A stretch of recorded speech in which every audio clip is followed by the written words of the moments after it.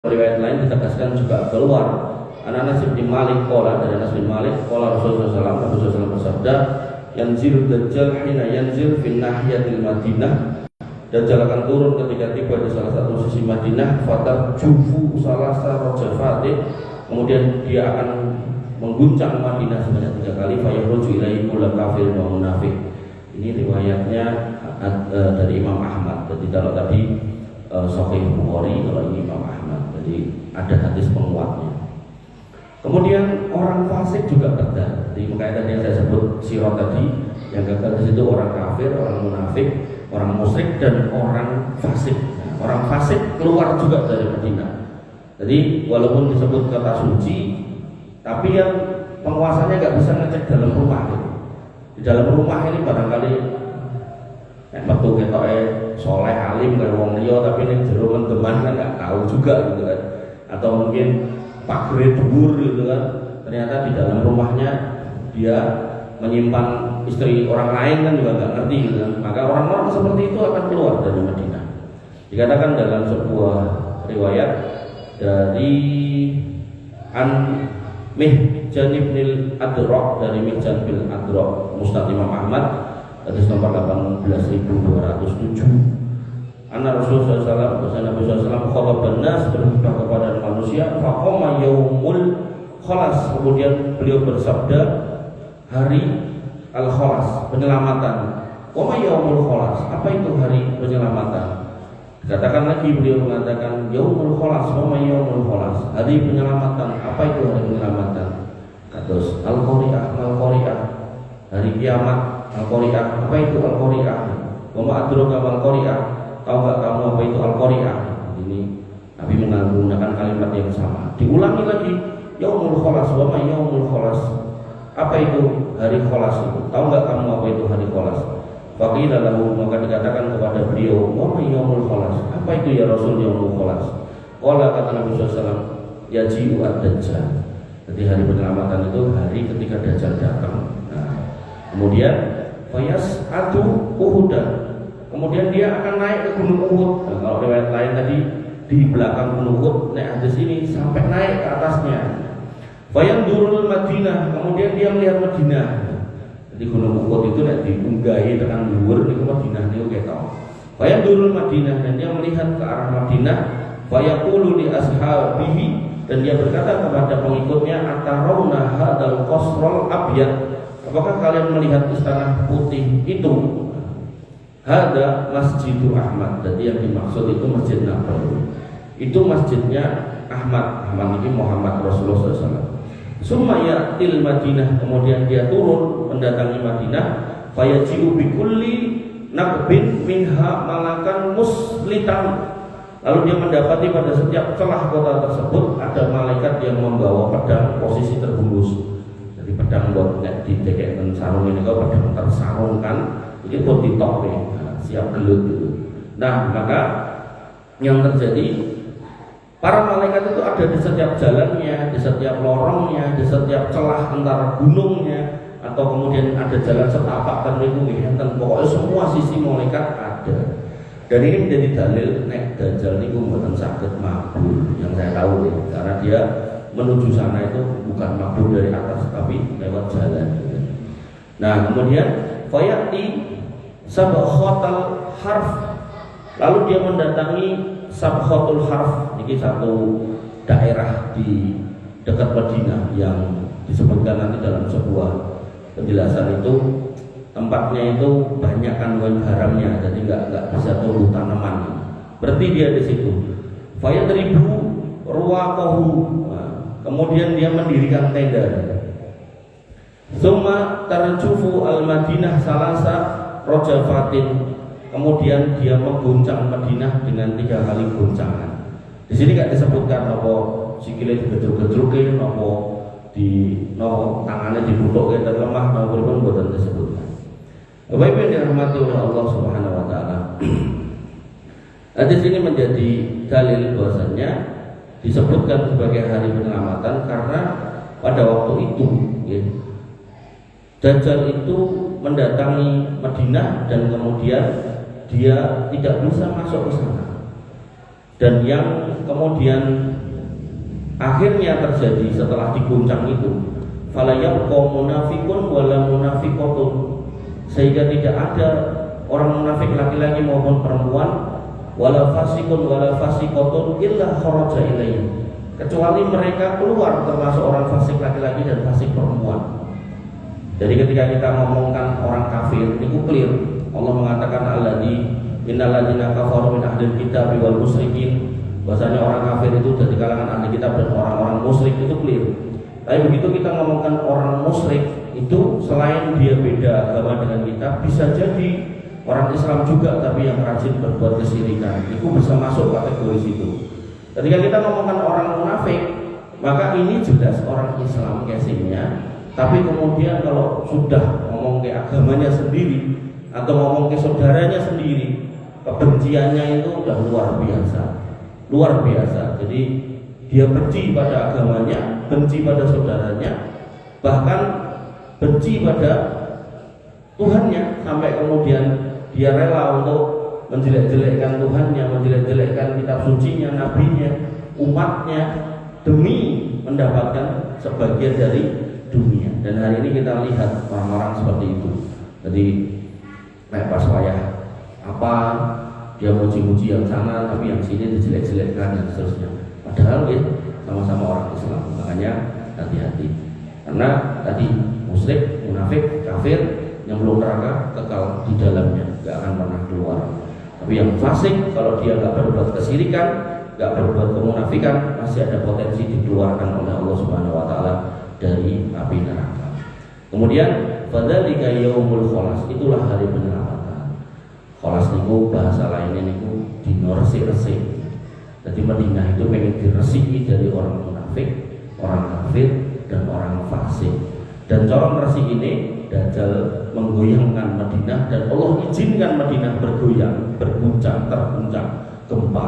Lalu mereka yang imannya gak jelas karena terlingkupi dengan kesyirikan, kemunafikan, kefasikan, pilih keluar menyelamatkan diri menurut persepsinya. Tapi padahal yang terjadi bukan dia menyelamatkan diri, justru dia mendatangi orang yang paling celaka di muka bumi pada waktu itu, yaitu Dajjal. Bapak Ibu yang dirahmati oleh Allah Subhanahu Wa Taala. Dan diriwayatkan lagi pada Musnad Imam Ahmad hadis nomor 13.598, ternyata yang banyak mendatangi Dajjal apunten adalah para wanita.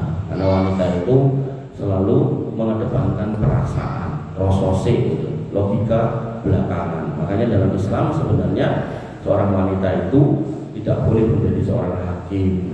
Karena nanti nek terdakwane pinter bermain retorika, pinter merengek-rengek, pinter meneteskan air mata, maka ketajaman seorang hakim ini akan jadi tumpul dalam melihat alat bukti dan saksi. Dalam Islam sebenarnya tidak boleh wanita itu jadi hakim, gitu kan. Dikatakan dalam riwayat dari Jabir bin Abdullah radhiyallahu anhu, qala asrafa Rasulullah sallallahu alaihi wasallam, bahwasanya Nabi SAW mendatangi salah satu ala falakin min aflakil harrah, yaitu salah satu celah dari celah-celah al-harrah. Jadi ada satu tempat namanya al-harrah, dan itu eten celah yang bisa dimasuki orang.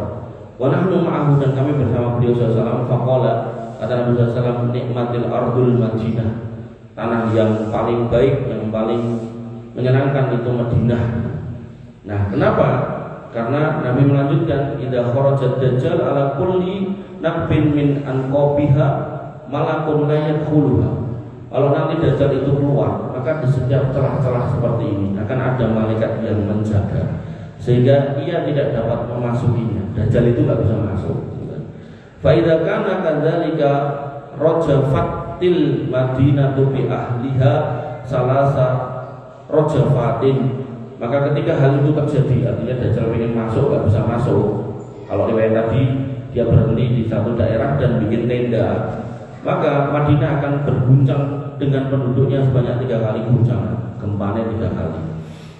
La yabqa munafiqun wala munafiqatun illa kharaja ilaih, tidak tersisa penduduk Madinah dari kalangan munafik perempuan dan laki-laki kecuali keluar menujunya. Wa aksaru yakni may yakhruju ilaihi an-nisa, Dan ternyata yang banyak mendatangi si Dajjal ini perempuan. Wa dzalika yaumut takhlis, itulah hari penyelamatan. Kalau yang tadi disebut yaumul kholas ini masdarnya takhlis, maka sama maknanya. Wa dzalika yaumu tanfi al-Madinah al-khabatsah kama yanfi al-kiru khabasal hadid. Maka hari itu Madinah akan dibersihkan dari keburukan atau manusia-manusia buruk seperti seorang pandai besi, tukang besi yang membersihkan kotoran dari besi. Jadi kalau jangan punya perabot besi yang nayenge, nah niku diresiki, nek kandel yo diisi, bar niku diamplas, bar niku dikubah, dibraso, nek perlu yo dicat meneh gitu kan. Nah, maka Allah melakukan hal itu pada kota Madinah. Jadi Allah ingin membersihkan itu semua. Yakunu ma'ahu sab'una alfan minal yahud, dan Dajjal bersama dengan 70.000 Yahudi yang dibawa dari Khurasan. Jadi titik awalnya itu Khurasan, jalan menuju Madinah. Gagal di Madinah, langsung meluncur ke arah Syam. Jadi cara BPI diusir kalau malaikat ono wae kasar ini minggato. Loh, kenapa enggak dibunuh sama malaikat? Karena Allah sudah menakdirkan Dajjal itu matinya di tangan Isa al-Masih. Makanya pada kisah Ibnu Soyad, kalau jangan masih ingat, Umar bin Khattab pun gregetan pengen mateni, tak patenane wae ya Rasul. Kalau percaya mawon saya bunuhnya. Kata Nabi, iki nek bocah iki dudu Dajjal, kowe yo salah wis mateni wong. Tapi nek bocah iki Dajjal, kowe ora hakmu mateni wong, takdir iki sing mateni ora kowe. Gitu. Makanya dalam konteks Dajjal dihalang oleh malaikat, malaikat juga tidak berbuat apa-apa. Dan Dajjal juga tidak kemudian ngejak gelut senajan gawe Yahudi 70.000. Jadi ya wis iso mlebu mau. Jadi benar-benar semua itu berjalan kayak skenario yang sudah Allah susun gitu. Jadi ibarat rencana bikin film atau rencana terjadinya suatu film, itu aktor sama aktrisnya ini nggak boleh menyimpang dari sutradara. Pokoknya yo, kowe kudu kalah sih, atau mungkin kowe kudu ngene sih, kan nggak boleh kemudian tiba-tiba karena terbawa sama alur cerita terus anyel, wah aku mau nek kesuwen kalah pengen tak antok iki wae saiki, nggak bisa. Nek dalam film ngoten niku nggak bisa, tetap harus mengikuti aturannya si sutradara. Termasuk kita orang hidup juga sama. Allah sudah punya cerita kita dan kita tinggal menjalaninya. Makanya saya pernah ketemu mbah-mbah umurnya 83 terus saya sehat ya, sobone sawah. Terus ngomong alor itu kita bilang terakhir dia bilang, "Wong urip iki kan anu to Mas, mung gari nglakoni apa sing wis digambar karo Gusti Allah." Oh dia keras niku. Dalam hati saya, wah ini berarti iman pada takdir ini jos. Jadi kalau ngomong-ngomong ngaten pokoke santai wae, ora usah ngoyo, ora usah ngene, ora usah ngono. Terakhir dia bilang gitu tadi, bahwasanya orang hidup itu cuma menjalani apa yang sudah Allah, kalau bahasa dia yang Allah gambar. Nanti kalau dalam bahasa hadis itu yang sudah Allah tulis dalam kitab takdir 50.000 tahun sebelum kita lahir diciptakan.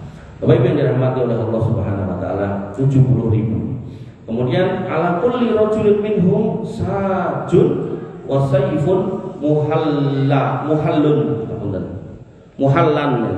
Setiap dari mereka mengenakan pakaian panjang dan membawa pedang yang dihias. Jadi istilahnya orang itu rumangsa menang, rumangsa ngawal wong hebat. Niku cara pedang ini niku boten wis ra penting landhep apa ora. Sing penting napa dihias.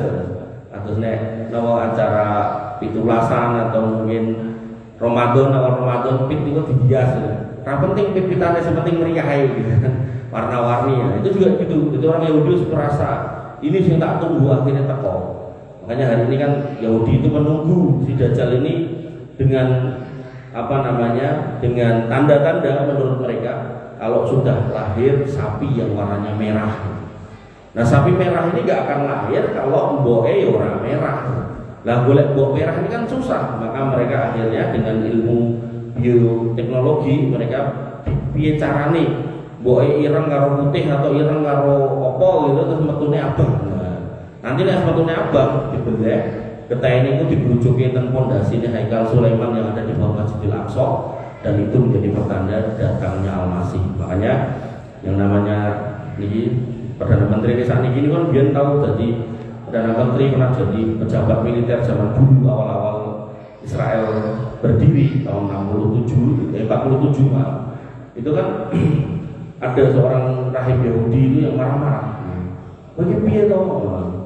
Ya ono yang ini Yahudi wis duwe negara tapi sang Mesias Al-Masih kalau bahasa kita kok ora teko-teko piye kuwi karepmu piye kuwi iki lemu kerja piye ora bener ya. Jadi memang benar-benar mereka tuh nungguin. Jadi yang nungguin manusia terakhir ini tuh Yahudi, Nasrani juga sama. Nah, Nasrani yang ditunggu bukan Dajjal tapi Al-Masih Isa. Cuma nanti pas turun bukan yang membenarkan ajarannya, ini malah mengkoreksi ajarannya. Kemudian orang Syiah, orang Syiah itu yang ditunggu Al-Mahdi. Tapi nanti dia nggak mau sama Al-Mahdi yang biasa, dia mau Al-Mahdi yang Dajjal ini yang diikuti.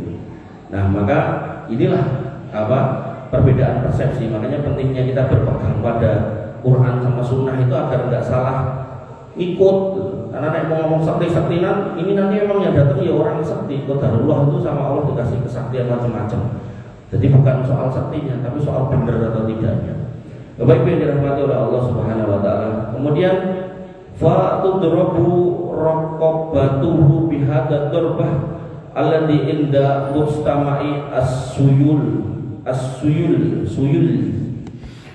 Maka di situ nanti lehernya akan dipukul di tempat yang disebut al-mustama' as-suyul. Mustama' suyul itu tempat untuk berkumpulnya mata air. Jadi ada satu tempat di sana.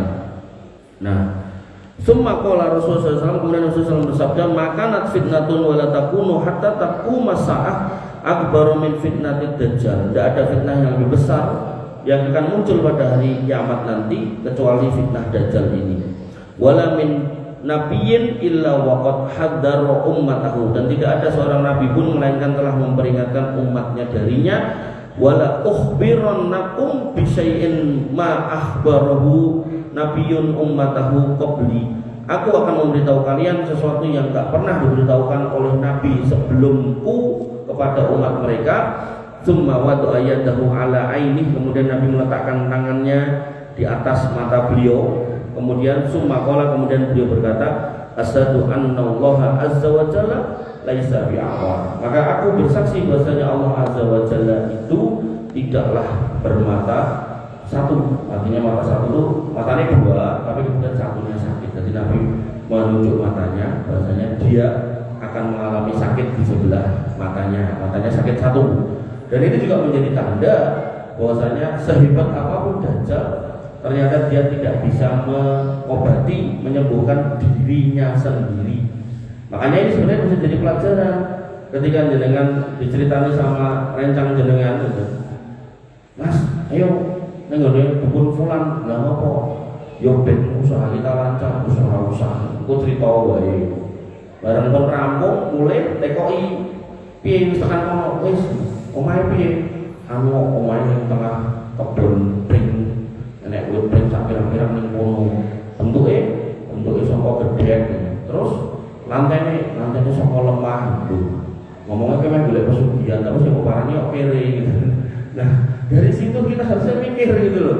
Artinya kalau dia mampu nyugihke wong liya lah, kudune dhek yo sugih gitu. Maka Dajjal juga sama. Dia minta dianggap sebagai Tuhan yang maha segala-galanya. Dia buktikan bisa datangkan hujan, menyuburkan tanah yang tandus, kemudian menghidupkan orang mati, mematikan orang hidup, bahkan tadi mendatangkan gempa dan seterusnya. Ya. Memang ketok hebat. Tapi ngopo kok matanya nggak bisa disembuhkan? Kan aneh gitu ya. Nah maka disitulah pertanyaan yang menjadi jawaban untuk orang-orang beriman. Makanya termasuk tulisan kafarah itu kata Nabi SAW hanya bisa dibaca oleh orang beriman. Nek nggak iman nggak bisa baca. Artinya aduh enek tengere api ramah. Itu yang kita lihat pada sebagian anak-anak muda sekarang tuh raine ditato, bikin ketok ganteng, terus malah ketok elek gitu. Bapak Ibu yang dirahmati oleh Allah Subhanahu Wa Taala. Kemudian tadi disebutkan membuat tenda dalam Musnad Imam Ahmad hadis nomor 12.057 disebutkan kejadian sebelum membuat tenda. Anas bin Malik, dari Anas bin Malik qala, beliau berkata, qala Rasulullah SAW, bersabda Nabi SAW, yaji'ud dajjal faya ta'ul ardo illa Makkah wal Madinah. Dajjal akan datang dan menginjakkan kakinya di seluruh bumi kecuali Mekah dan Madinah. Hadis ini menambahi kalau yang tidak bisa dimasuki enggak cuma Madinah tok, tapi Mekah juga sama. Makanya itu disebut tanah haram. Hari ini disebut tanah haram karena haram orang kafir masuk situ sebenarnya gitu. Tapi prakteknya mungkin ada orang yang masuk situ lah, kita nggak tahu. Karena kayak misal taksi atau mobil yang masuk dari arah Jeddah ke Mekah itu nggak ada pemeriksaan satu persatu, nggak ada. Jadi orang kafir apa bukan nggak ada. Nek pesawat itu Jeddah bisa, tapi dari Jeddah ke Mekah itu yang saya tahu nih, dengan saya nggak salah, itu nggak ada dicegat satu-satu, dicek paspornya, turunnya apa itu nggak ada. Jadi pengecekannya namun tentang imigrasi, begitu udah keluar dari imigrasi bandara, dia mau kemana aja, ya nggak tahu. Artinya mungkin ada yang masuk juga ke Mekah atau Madinah manusia, tapi Dajjal nggak bisa. Wayatil Madinah, lalu dia mendatangi Madinah. Wayajidu bikulli nakbin min niqabiha sufufan minal malaikah. Dia akan mendapati celah-celah Madinah, pintu masuk Madinah, tapi ternyata di sana sudah dipenuhi dengan sufufan minal malaikah, malaikat yang bersop-sop, barisan malaikat yang ngebom Madinah, yang bentengi Madinah. Jadi nggak cuma satu soft. Jadi coro istana negara, misalnya Intel info negara, istana negara mau didemo, terus dicepakin apa nih kok, pagar kawat berduri kan. Nah ini gimana?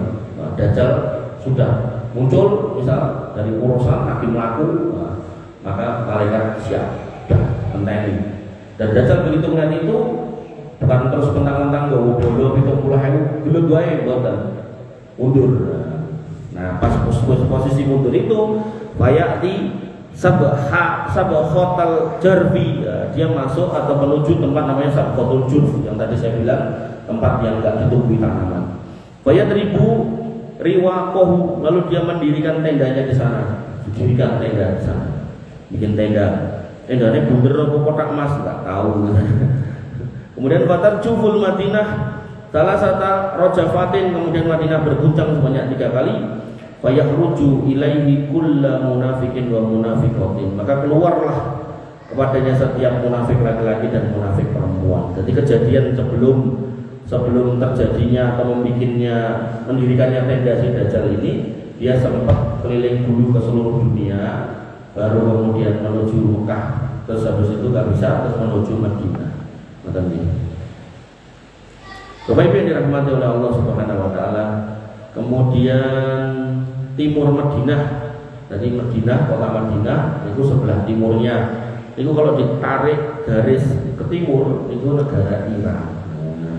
Dan Nabi sudah menyebutkan di Iran itu ya terus gak semuanya. Nabi menyebutkan dalam hadis riwayat Imam Tirmidzi, ad-dajjalu yakhruju min ardin bil masyriqi yuqalu laha Khurasan. Dajjal itu akan muncul dari daerah timur, namanya yaitu Khurasan. Dan Khurasan hari ini ada di Iran sana. Dan sejak zaman Babilonia ketika Yahudi itu diperbudak, itu ada Yahudi yang tinggal di situ, beranak pinak di situ, dan sampai hari ini di situ. Makanya di parlemennya orang Iran itu ada parlemen perwakilan orang Yahudi. Makanya dengan dengar kabar Iran lempar bom ke Israel, gak usah geger, wah hebat Iran, gak usah. Karena nek tenan perang, nek judulnya tenan perang, kudune apa? Entek-entekan. Wong sing diucapke mau mercon, dor gitu kan. Sing kena ya paling lapangan, nek dalan, nek ora kebon gitu. Jadi korbannya juga enggak ada. Nah, maka itu kayak apa gitu? Kayak lagi bermain drama.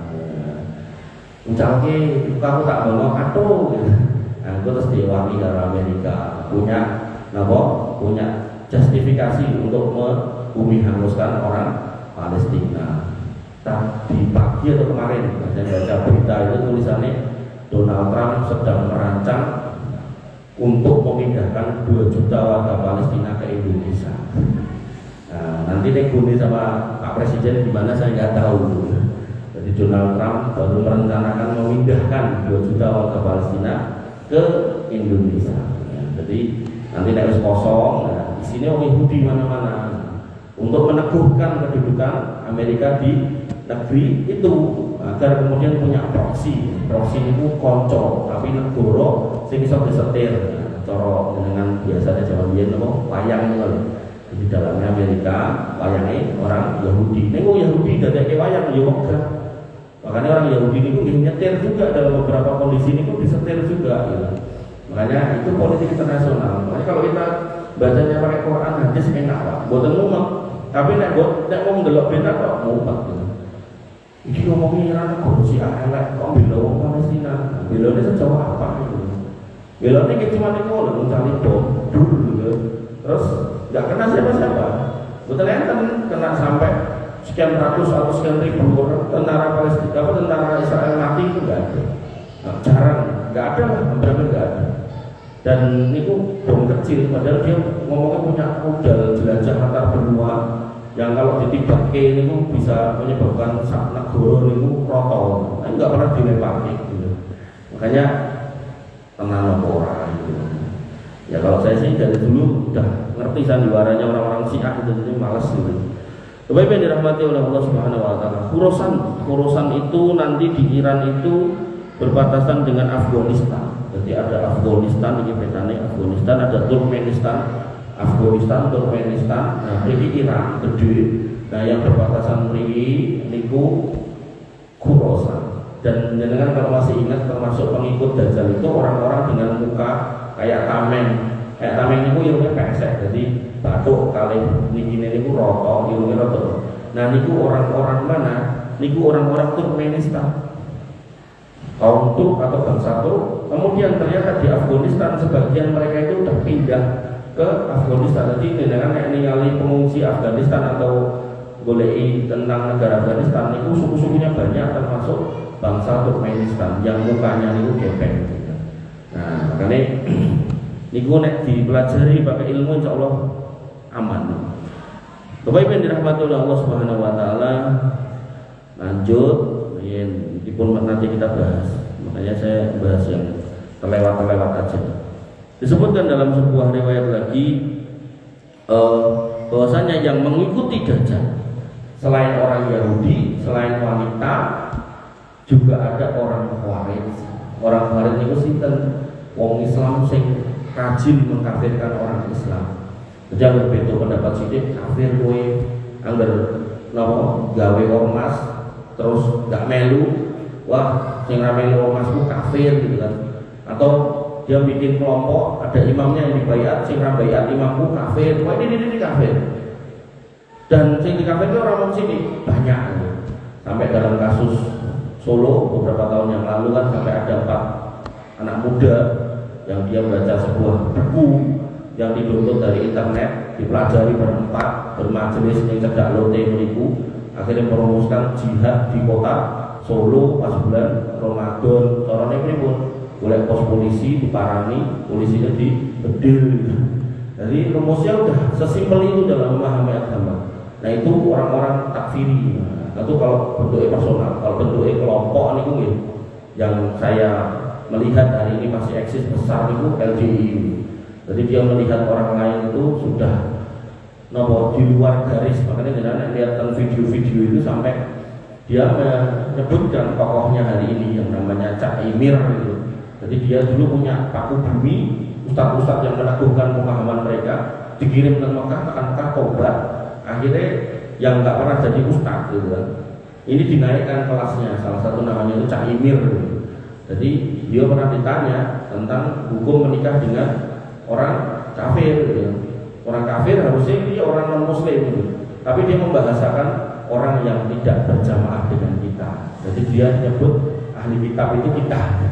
Padahal ayatnya jelas innalladzina kafaru min ahli kitab wal musyrikin. Jadi ahli kitab wal musyrikin di sini jelas Yahudi dan Nasrani, bukan kita gitu. Waduh Islam tersebut ahli kitab kan aneh gitu. Nah, itu jelas mereka itu nek bahasa saya itu takfiri yang bentuknya organisasi hari ini. Bahkan yang di Indonesia yang Jamaah Islamiyah yang nanti berafiliasi pada Al-Qaeda itu aja sudah menyatakan bubar gitu kan. Termasuk zaitun itu pentolannya di Joro, undergroundnya saya nggak tahu. Makanya kalau dengan buka-buka soal itu, saya nggak punya filter yang baik, mumet gitu. Karena semua orang menyatakan benar, semua orang menyatakan yang paling baik, semua orang menyatakan jalan keselamatan. Tapi satu sama lain kenapa saling mengkafirkan? Di sini benang merahnya. Bahwasanya Islam sebenarnya nggak seperti itu, tapi mereka hadir dengan wajah yang lain. Sampai puncaknya ketika tokoh sentralnya Dajjal ini muncul, mereka ngetuki. Makanya Nabi SAW mengatakan dalam sebuah riwayat, yansa'u nas'un yaqra'unal Qur'an la yujawizu taraqiyahu. Akan muncul sekelompok manusia yang baca Quran tapi tidak sampai pada tenggorokannya. Quran dibaca tapi tidak pernah ngerti itu apa. Makanya termasuk asas kebaikan dalam bermasyarakat itu adalah Nabi mengatakan kumpulnya kalian ke rumah di antara rumah-rumah Allah, yatluna kitab Allah wa yatadarusuna bainahum. Kamu masuk masjid, kamu baca Quran, pelajari isinya. Itu yang kita sebut sebagai majelis ilmu. Maka illa nazalat alaihimus sakinah, dapat ketenangan dengan baca Quran. Setelah itu wa ghasyiyatuhum rahmah, mendapatkan rahmat. Rahmat itu hidayah itu petunjuk. Sehingga kita nggak akan bersama dengan orang-orang yang sesat. Makanya di sini disebutkan dia baca Quran, berarti kan saudara kita Muslim, tapi la yujawizu taraqiyahu, bacaannya nggak pernah melewati tenggorokannya. Nah, hati-hati. Makanya pentingnya belajar Quran dan isinya ini. Kullama kharaja qarnun quti'a hatta yakhruju fi aqradihim ad-dajjal. Jadi mereka itu selalu bikin ramai, bikin rusuh, bikin geger, menjadi duri dalam daging, dalam bernegara, bermasyarakat. Gak pernah seneng dengan ketenangan, senangnya pokoknya ramai. Karena selalu yang dia pikirkan adalah kebaikan masyarakat itu gak akan pernah baik kalau syariat itu gak tegak. Selama masyarakat itu gak menegakkan syariat, berarti masyarakatnya jahiliyah. Kayak jahiliyah berarti ini ngono, itu rumusnya selalu. Dan selalu yang dibawa di semua negeri itu sampai seperti itu. Bahkan ketika negaranya sudah sebaik apapun, kalau dia melakukan pelanggaran sedikit aja dalam syariat tetap langsung dikafirkan. Nah kata Nabi SAW, mereka akan terus dibasmi oleh para penguasa negeri-negeri seperti tanduk yang tumbuh dipotong, sampai puncaknya mereka akan keluar bersama pasukan yang besar dan mereka akan menyertai Dajjal. Dajjal 70.000 dan mereka berdamai dengan Yahudi melu. Karena yang dieloni wong sakti. Makanya hari ini banyak orang tahu kesaktian, butuhin kesaktian baik nyata maupun cerita dan dieloni manusia, maka itu bagian dari fitnah. Nek sakniki aja melu, maka hati-hati nanti nek tenan-tenan wong sing sakti niku teko genah nintil. Terakhir ya Pak, satu riwayat disebutkan dari Sarik bin Sihab, dia berkata, kuntu atamanna an al-qarajulan min ashabin Nabi SAW. Aku pernah berharap bertemu dengan seorang laki-laki dari kalangan sahabat Nabi SAW. Untuk apa? As'aluhu anil khawarij, untuk bertanya tentang kelompok khawarij.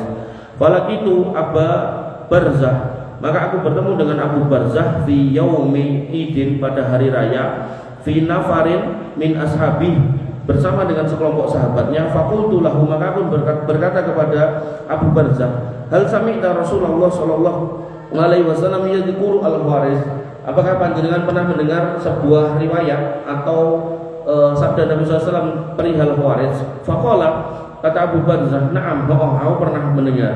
Sami'tu Rasulullah SAW, aku pernah mendengar Nabi SAW biuduni, dengan telingaku sendiri. Berarti untuk menyangatkan kalau ini bukan ceritanya cerita, aku krungu dhewe. Wa ra'aituhu bi'aini, dan aku melihat dengan mata kepalaku sendiri. Kemudian utiya Rasulullah sallallahu alaihi wasallam bimalin, Nabi SAW didatangi dengan harta. Faqasamahu, maka Nabi membaginya. Fa'ata min an yaminihi man an yaminihi wa man an simalihi, maka Nabi SAW memberikan kepada orang yang ada di kanannya dan di kirinya. Walam yu'ti man wara'ahu syai'an, tapi yang di belakang enggak dikasih.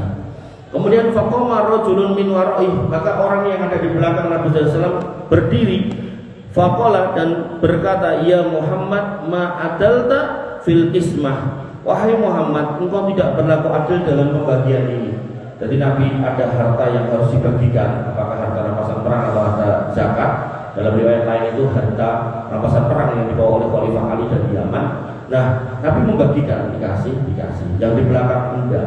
Padahal ini sekumpulan orang Islam. Nah, yang di belakang berdiri kemudian mengatakan, ma adalta fi ismah ya Muhammad. Jadi wis jangkar, bahasanya udah jangkar. Muhammad, kowe kok enggak berbuat adil dalam pembagian.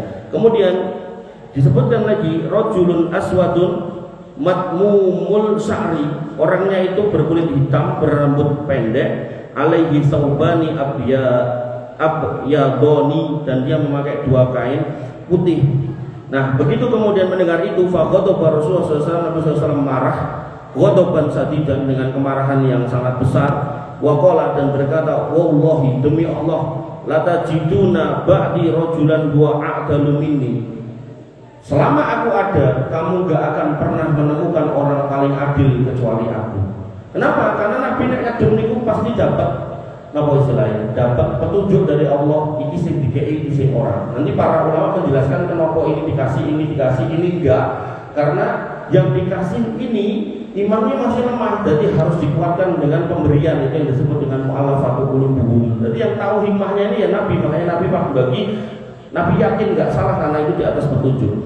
Tsumma qala, kemudian beliau bersabda, yahruju fi akhir zaman qaumun ka'anna hadza minhum. Maka nanti di akhir zaman akan keluar kaum seperti orang ini, dan dia akan termasuk di antara mereka. Modelannya ngoten niku. Jadi seolah-olah koyo ndalanke agama, menegakkan syariat, tapi secara prinsip dia justru melukai sesama kaum muslimin, dia justru menganiaya kaum muslimin, dia justru tidak mencerminkan Islam yang baik.